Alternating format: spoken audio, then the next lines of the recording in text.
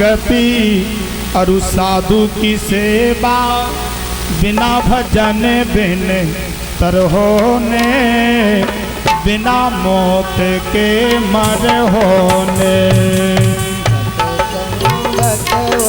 साधु की सेवा, ताली बजाते हुए भजन बिन तर होने, बिना मौत के मर होने।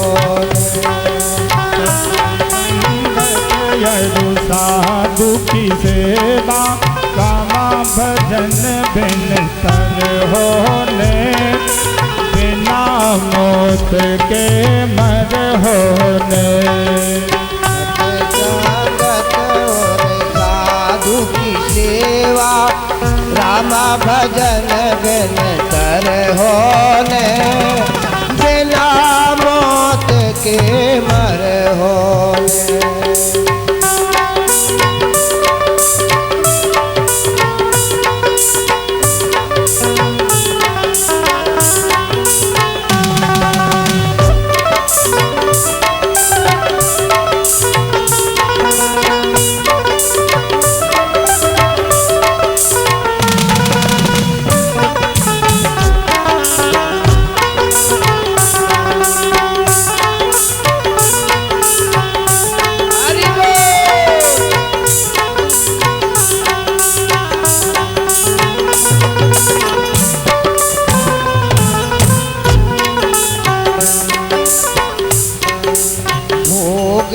पर है झलक 84,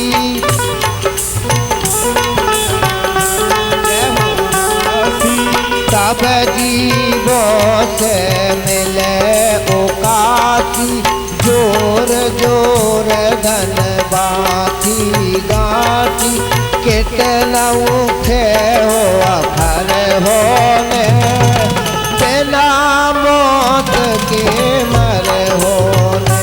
सत्संगत और साधु की सेवा, राम भजन बिन कर होने, बिना मौत के मर होने, बिना मौत के मर होने। बिहारी लाल की जय। बोले राजन, यदि तुमने संत ब्राह्मणों को प्रसन्न कर लिया, यानी गुरु को प्रसन्न कर लिया, तो भले ही इन देवताओं ने अमृत को पान कर रखा है, वो अमर हो चुके हैं, अमृत को प्राप्त हो गए, लेकिन मेरा आशीर्वाद है, जाओ स्वर्ग पर चढ़ाई कर दो। संत, ब्राह्मण और गौ माता को जिसने प्रसन्न कर लिया, जानते हो किसी संतों ने तो ऐसा भी लिखा है, रघुवंश महाकाव्य में भगवान श्री राम जी के जो पूर्वज थे, दिलीप नाम के राजा, यहाँ इनके यहाँ कोई भी संतान नहीं होती थी। इन्होंने नंदिनी नाम की गाय की सेवा 1 वर्ष तक की बंधुओं, तो इनके जीवन में पुत्र रत्न की प्राप्ति हुई। इसलिए गाय की सेवा सभी व्यक्ति को करना चाहिए। क्यों?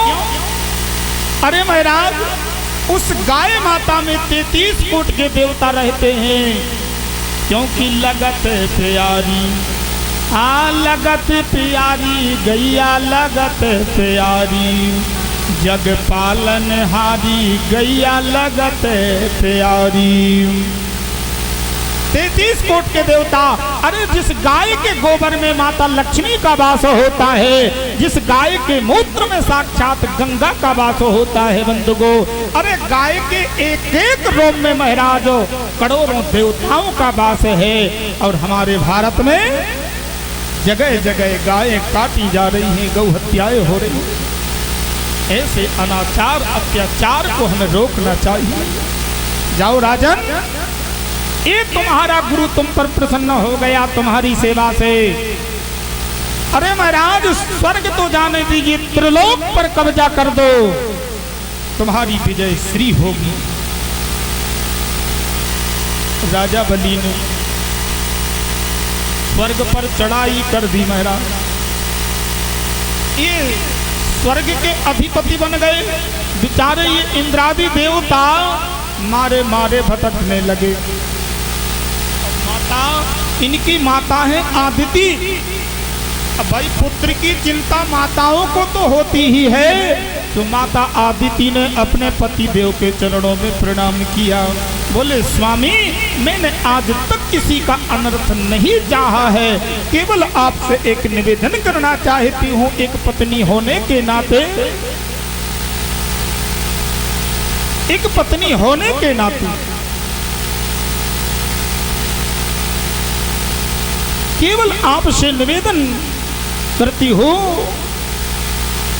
कि हमारे जो पुत्र हैं मारे मारे भटक रहे हैं, बस ऐसी कृपा कर दो कि हमारे घर पर कोई ऐसा पुत्र अवतार लेकर आ जाए ताकि हमारे पुत्रों का राज्य वापस लौटा दे। राजा बलि यज्ञ पर यज्ञ कर रहे हैं। जानते हो राजा बलि 99वां यज्ञ करने जा रहे हैं। इसी मां नर्मदा के पावन तट पर राजा बलि ने 99 यज्ञ किए हैं बंधुगो। उत्तर तट पर ये तेंदुखेड़ा के आगे जो बिलथारी नाम का घाट है, इसी घाट पर राजा बलि ने 99 यज्ञ किए हैं बंधुगो। आप सत्य मानना, जैसे ही कश्यप ऋषि ने अपनी पत्नी को पयोव्रत बताया, बोले देवी यदि तुमने निष्ठात्मक प्रीति से इस पयोव्रत को कर लिया, देखिए कितना सुंदर महीना हमारे जजमान का चुना गया है, कथा का महीना। इसी महीने में माता आदिति ने ये व्रत किया था। फागुन में शुक्ल पक्ष में प्रतिपदा यानी परमा से लेकर त्रयोदशी तक ये व्रत किया जाता है। 12 दिन का व्रत, 12 दिन का व्रत होता है। बोले देवी इस पयोव्रत को करो, तुम्हारे यहाँ जरूर सुंदर पुत्र जन्म लेकर आएगा। आप सत्य माने। पयोव्रत का अर्थ क्या होता है? पय यानी दूध, यानी इस व्रत में केवल दूध का आहार लिया जाता है। ध्यान देना, जिन माताओं के यहाँ संतति नहीं होती है, संतान नहीं होती है, यदि वो माताएं इस पयोव्रत को नियम पूर्वक करती हैं माता आदिति की तरह, तो उनके जीवन में भी पुत्र रत्न की प्राप्ति होती है। इसलिए केवल 12 दिन तक दूध का आहार लिया जाता है। ध्यान देना, ये व्रत थोड़ा कठिन जरूर है, लेकिन इसमें लक्ष्य की प्राप्ति जरूर होती है। ध्यान देना,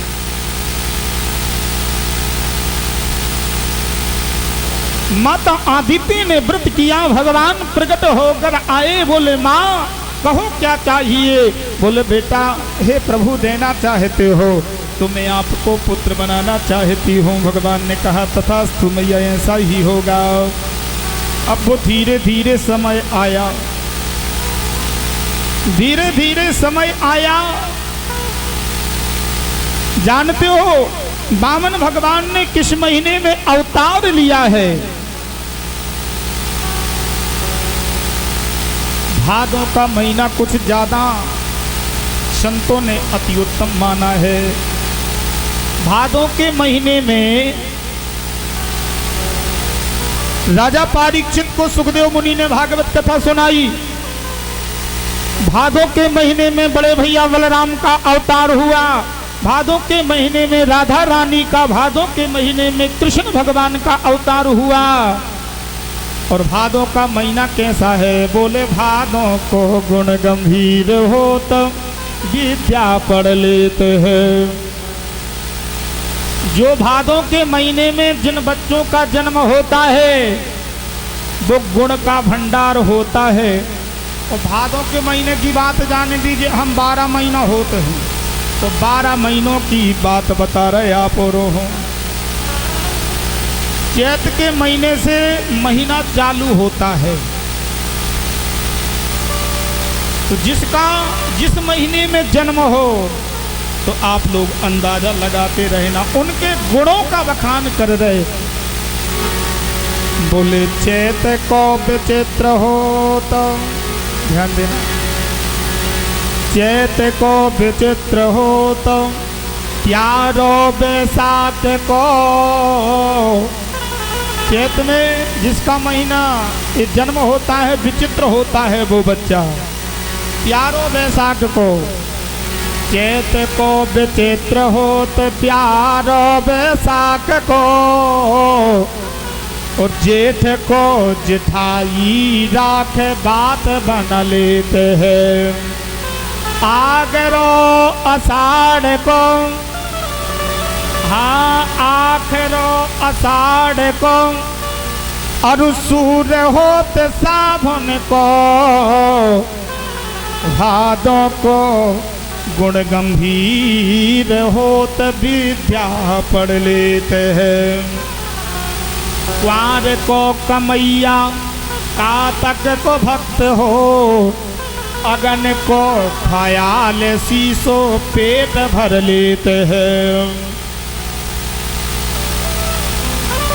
माघ को पूस को निपान, और माघन को मल्ल हो। फागुन को मस्करा सो मस्करी कर लेते हैं। बोलो वृंदावन बिहारी लाल की जय। तो भादों के महीने में वामन भगवान अवतार लेने वाले हैं। बोले श्रोणायाम श्रवण द्वादश्याम, मुहूर्तो भी जित प्रभो। सर्वे नक्षत्र ताराध्यास, चक्रोस्तद जन्म दक्षिणा। भादो का महीना है, शुक्ल पक्ष है, श्रवण नक्षत्र है, अभिजित मुहूर्त है। सर्वे नक्षत्र ताराध्यास, चक्रुस्तद जन्म दक्षिणा। ऐसे वामन भगवान माता आदिति के गर्भ से प्रकट हुए। बोलो वामन भगवान की जय हो। जैसे ही वामन भगवान प्रकट होकर आए, देखिए वामन का अर्थ क्या होता है। कुल मिला के वामन भगवान वामन अंगुल के बन के आए हैं। बंधुओं, अवतार लिया मेरे गोविंद ने। तो माता आदिति ने अपने पुत्र को कोपनी यानी लंगोटी पहनाई। भगवान बृहस्पति ने आकर वामन भगवान का जनेऊ संस्कार किया।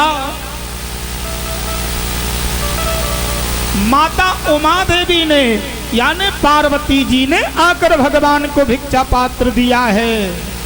सप्त ऋषियों ने भगवान को कुशा अर्पण की है। ब्रह्मा जी ने आकर भगवान को कमंडल दिया है। बंधुओं, अन्यान छत्रों के पति आकर भगवान वामन को छाता अर्पण किया है। सभी देवता आए।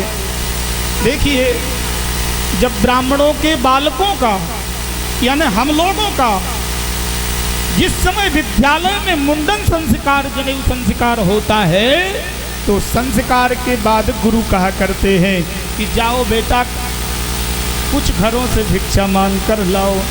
जाते हैं, मांगते हैं। ददति भिक्षाम देही माताम मोहि भिक्षाम देही। और भिक्षा पात्र में जो भिक्षा मिल जाती थी तो गुरु के चरणों में वो भिक्षा रखनी पड़ती थी। आज वामन भगवान जब भिक्षा मांगकर आए, गुरु बृहस्पति के चरणों में भिक्षा पात्र रखा तो बृहस्पति जी कहने लगे, बेटा यदि तुम अपने गुरु को प्रसन्न करना चाहते हो तो तुम्हारा गुरु छोटी मोटी दक्षिणा से प्रसन्न होने वाला नहीं है। यदि तुम अपने गुरु को प्रसन्न करना चाहते हो तो जाओ राजा बलि के पास में त्रिलोकी की दक्षिणा लेकर आओ। वामन भगवान ने कहा, ए गुरुवर, यदि आपका आशीर्वाद रहा तो आपका चेला त्रिलोकी की दक्षिणा भी लाकर आपके चरणों में रख देगा। वामन भगवान चल पड़े जो राजा बलि का नर्मदा के उत्तर तट पर बिलथारी घाट पर जो यज्ञ पर यज्ञ चल रहे थे। जैसे ही वामन भगवान पहुंचे, इतना सुंदर दिव्य तेज झलक रहा है मेरे प्रभु का। जैसे ही यज्ञ मंडप के नजदीक पहुंचे, अभी यज्ञ प्रारंभ नहीं हुआ था, वामन रूप धरो सुर काज, चले हरि जाचक आप मुरारी। जैसे ही यज्ञ मंडप के पास पहुंचे, क्या देखा? करोड़ों सूर्य के समान जिनका तेज झलक रहा है। ऐसे वामन भगवान को जब देखा तो राजा बलि ने अपने गुरु शुक्राचार्य से कहा, गुरुवर, मुझे तो ऐसा लगे कि साक्षात सूर्य चंद्रमा मेरे यज्ञ का दर्शन करने आए हैं। शुक्राचार्य ने कहा, ए राजन, जरूर हो सकता है आप सत्य मानना। भगवान ने विचार किया। वामन भगवान विचार करने लगे, आज के जमाने में यदि किसी से कुछ मांगना हो तो दिखावा ज्यादा करना पड़ता है। तो वामन भगवान ने हाथ में माला ले ली और माला को जपने लगे। भजना नंदी बन गए। अब तो राजा बलि यज्ञ मंडप से बाहर आया, ब्राह्मण के चरणों में प्रणाम किया। गुरु शुक्राचार्य के पास में दौड़ लगाई, बोले, गुरुजी, ये ब्राह्मण का बालक कुछ बोलता क्यों नहीं? बोले, राजन, तुम्हें ये भी मालूम नहीं, ये ब्राह्मण का बालक हाथ में माला लिए और जब तक माला पूर्ण नहीं होगी तब तक किसी से वार्तालाप बीच में कर ही नहीं सकते हैं। अब तो राजा बलि की और श्रद्धा बढ़ गई कि आज मेरा यज्ञ पावन हो गया, पवित्र हो गया। ऐसा भजना नंदी ब्राह्मण मेरे यज्ञ में पधारा है। जब वामन भगवान की माला पूरी हुई तो भगवान विचार करने लगे, आज के जमाने में यदि किसी के जेब से पैसा निकालना हो, यदि किसी से कुछ मांगना हो तो उसकी कुल की बड़ाई कर दो उसके मुंह पर जाकर। तो वामन भगवान की माला पूरी हुई। वामन भगवान ने कहा, ओहो, क्या आपको ही राजा बलि कहते हैं? बोले, जी महाराज, मैं ही बलि हूँ। बोले, आपकी क्या कहें? अरे आपके खानदान में तो बाबा से लेकर परबाबा जो आपके विरोचन बड़े दानी थे। बोले, जी महाराज, आप कहो तो सही, मैं आपके चरणों में क्या निवेदन कर दूं? मुझे तो ऐसा लगे भगवान आपको कंचन महल दान कर दूं, अरे त्रिलोकी की दक्षिणा आपके चरणों में लाकर रख दूं। भगवान ने मन में विचार किया कि बड़ा त्रिलोकी नाथ बनता है, जब मेरे इच्छा पूर्ण करेगा तभी तुझे मानूंगा। अभी बताता हूं। बोले, मांगो, क्या चाहिए? यदि विवाह ना हुआ हो तो विवाह भी करा देंगे, कंचन का महल बनवा देंगे। आप मांगो तो सही, चाहिए क्या? वामन भगवान ने कहा, देना चाहते हो तो सुनो राजन, आज तक किसी से कुछ मांगा नहीं है और नहीं मांगेंगे तो तुम्हारे मन में दुख होगा, तो तुम्हारा भी मन बन जाए और मेरा नियम न टूटे। बोले, मांगो। तो वामन भगवान कहने लगे, तस्मात् त्वत्तमहीमी सा। हे राजन, देना चाहते हो? तस्मात् त्वत्तमहीमी सा आदृशणे हम भरतरसभा पदानि त्रणिदेत्रेन्द्र सम्मतानि पदा ममो। देना चाहते हो तो 3 पग पृथ्वी दान में दे दो, नहीं तो हम चलते हैं।